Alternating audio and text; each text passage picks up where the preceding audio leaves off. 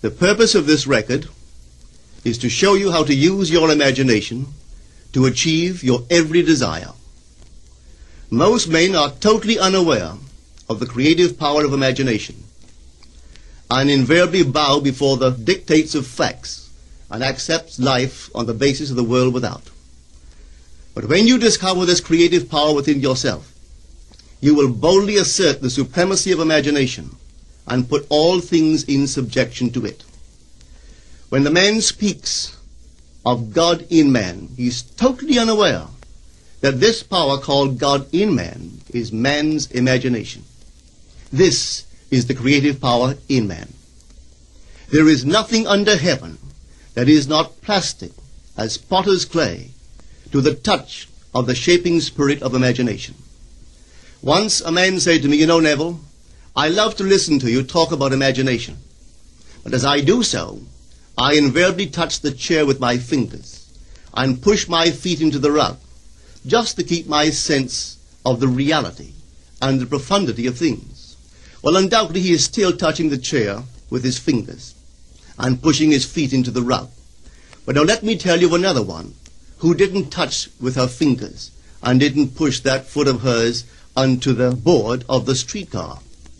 It's the story of a young girl, just turned 17. It was Christmas Eve, and she is sad of heart. For that year, she had lost her father in an accident, and she's returning home to what seemed to be an empty house. She was untrained to do anything, so got herself a job as a waitress. This night is quite late, Christmas Eve. It's raining. The car is full of laughing boys and girls home for their Christmas vacation. And she couldn't conceal the tears. Luckily for her, as I said, it was raining. So she stuck her face into the heavens to mingle her tears with rain. And then, holding the rail of the streetcar, this is what she did. She said, "This is not rain, but this is spray from the ocean. And this is not the salt of tears that I taste, but this is the salt of the sea in the wind. And this is not San Diego. This is a ship, and I'm coming into the Bay of Samoa." And there she felt the reality of all that she had imagined. Then came the end of the journey, and all are out. 10 days later, this girl received a letter from a firm in Chicago saying that her aunt, several years before, when she sailed for Europe, deposited with them $3,000 with instructions that if she did not return to America, this money should be paid to her niece. They had just received information of the aunt's death and were now acting upon her instructions. 1 month later, this girl sailed for Samoa. As she came into the bay, it was late that night, and there was salt of the sea in the wind. It wasn't raining, but there was spray in the air, and she actually felt what she felt 1 month before, only this time she had realized her objective. Now this whole record is technique. I want to show you today how to put your wonderful imagination right into the feeling of your wish fulfilled, and let it remain there and fall asleep in that state. And I promise you from my own experience, you will realize the state in which you sleep if you could actually feel yourself right into the situation of your fulfilled desire and continue therein until you fall asleep. As you feel yourself right into it, remain in it until you give it all the tones of reality, until you give it all the sensory vividness of reality. As you do it, in that state, quietly fall into sleep. And in a way you will never know, you could never consciously devise the means that will be employed, you will find yourself moving across a series of events leading you towards the objective realization of this state. Now here is a practical technique. The first thing you do, you must know exactly what you want in this world.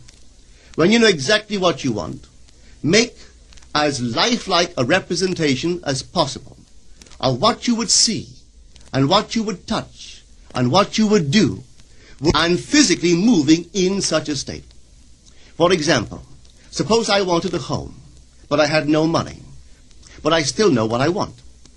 without taking anything into consideration, I would make as lifelike a representation of the home that I would like, with all the things in it that I would want. And then, this night, as I would go to bed, I would, in a drowsy, sleepy state, the state that borders upon sleep, I would imagine that I am actually in such a house, that were I to step off the bed, I would step upon the floor of that house.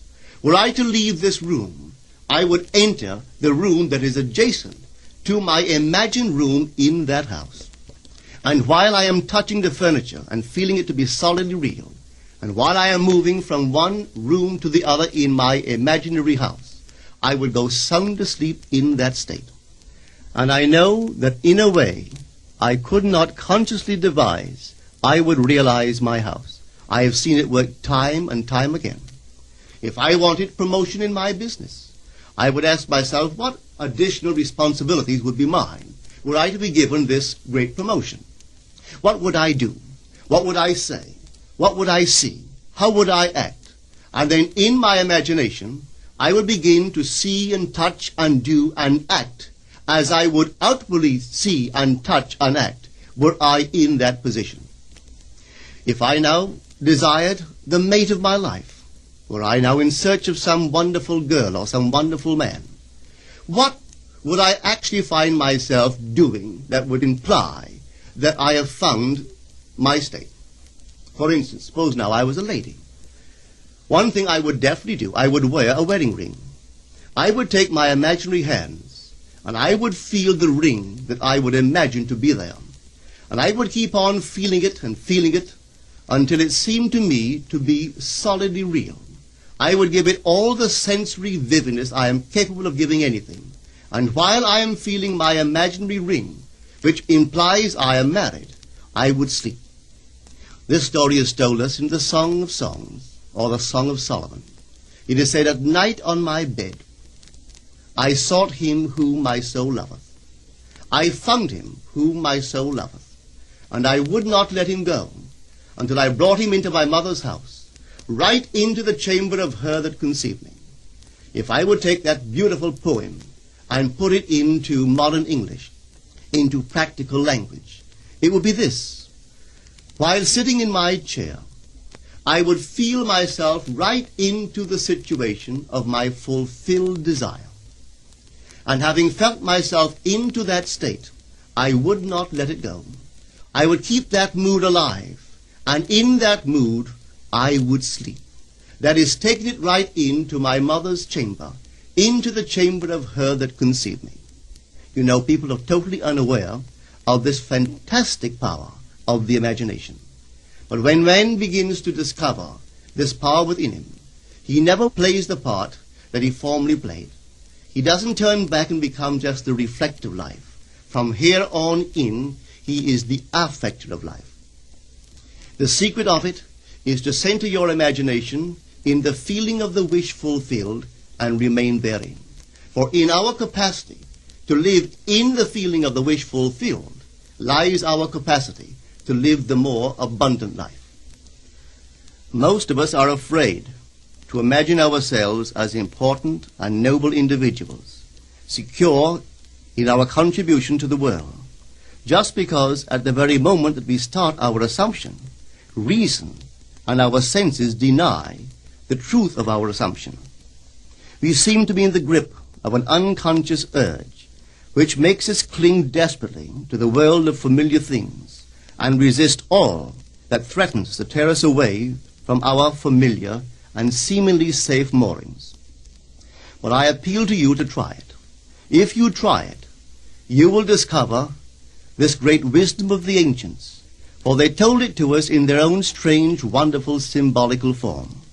But unfortunately, you and I misinterpreted their stories and took it for history when they intended it as instruction to simply achieve our every objective.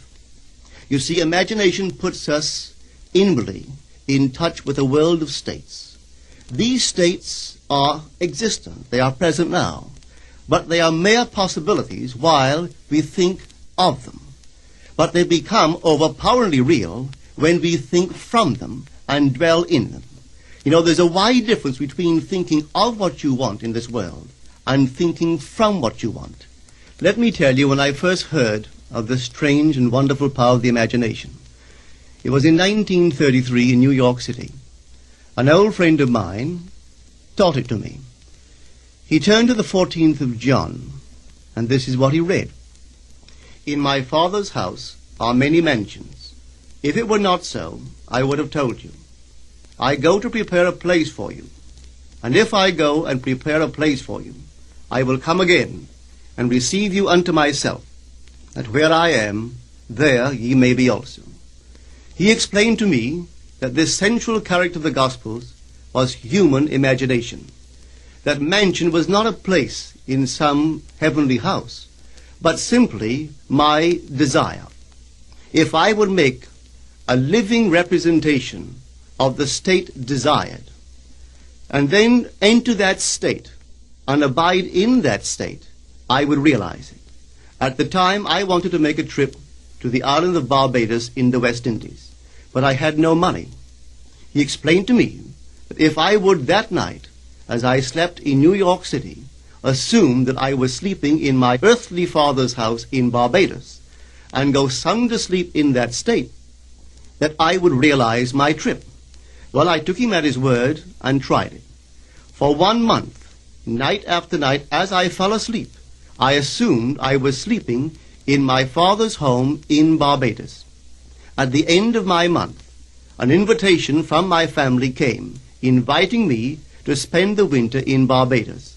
I sailed for Barbados the early part of December of that year. From then on, I knew I had found this Savior in myself. The old man told me that it would never fail. Even after it happened, I could hardly believe that it would not have happened anyway. That's how strange this whole thing is. On reflection, it happens so naturally.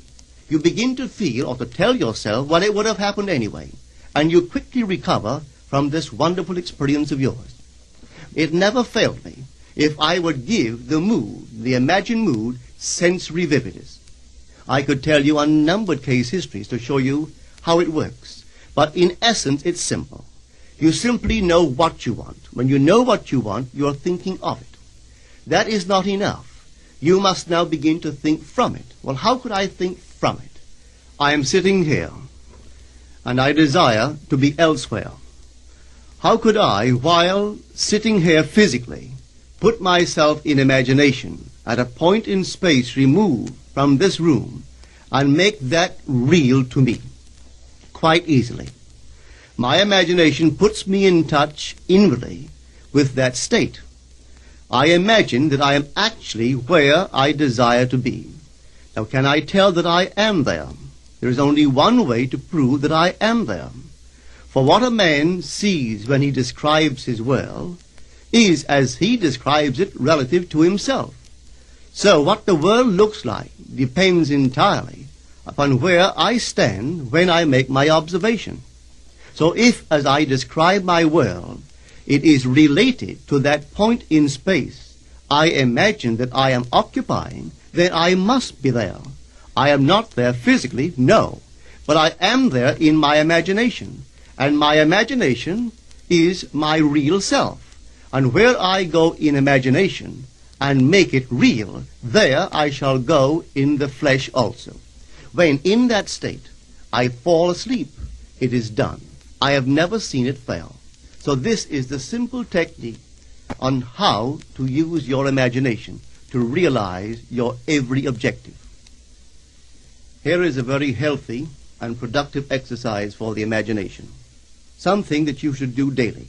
Daily relive the day as you wish you had lived it, revising the scenes to make them conform to your ideals. For instance, suppose the day's mail brought disappointing news. Revise the letter. Mentally rewrite it and make it conform to the news you wish you had received. Or suppose you didn't get the letter you wish you had received. Write yourself the letter and imagine that you received such a letter. Let me tell you a story that took place in New York not very long ago. In my audience sat this lady who had heard me numberless times. And I was telling the story of revision. that man, not knowing the power of imagination, he goes to sleep at the end of his day, tired and exhausted, accepting as final all the events of the day. And I was trying to show that man should, at that moment, before he sleeps, he should rewrite the entire day and make it conform to the day he wished he had experienced. Here is the way a lady wisely used this law of revision. It appears that 2 years ago she was ordered out of her daughter-in-law's home. For 2 years there was no correspondence.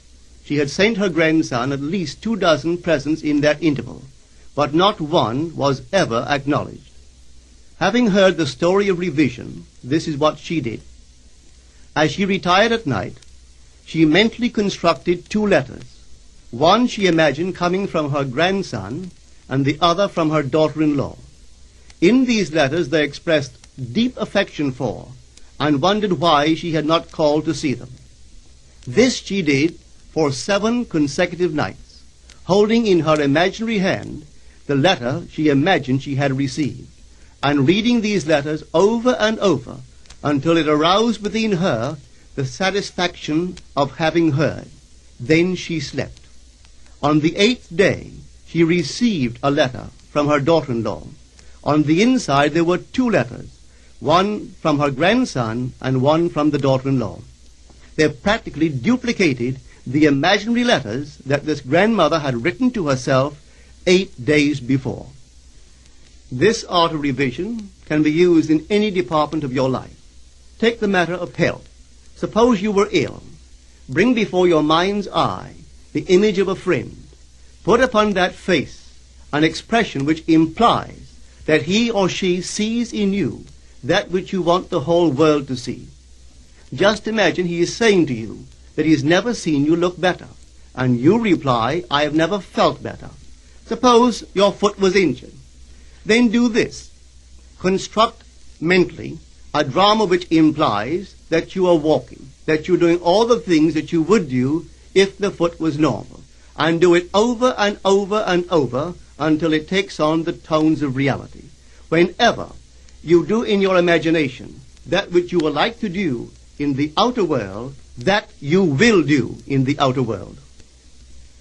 The one requisite is to arouse your attention in a way and to such intensity that you become wholly absorbed in the revised action. You will experience an expansion and refinement of the senses by this imaginative exercise, and eventually achieve vision in the inner world. The abundant life promised us is ours to enjoy now, but not until we have the sense of the Creator as our imagination can we experience it. Persistent imagination, centered in the feeling of the wish fulfilled, is the secret of all successful operations. This alone is the means of fulfilling the intention. Every stage of man's progress is made by the conscious, voluntary exercise of the imagination. Then you will understand why all poets have stressed the importance of controlled, vivid imagination. Listen to this one by the great William Blake. In your own bosom you bear your heaven and earth, and all you behold, though it appears without, it is within, in your imagination, of which this world of mortality is but a shadow. Try it, and you too will prove that your imagination is the Creator.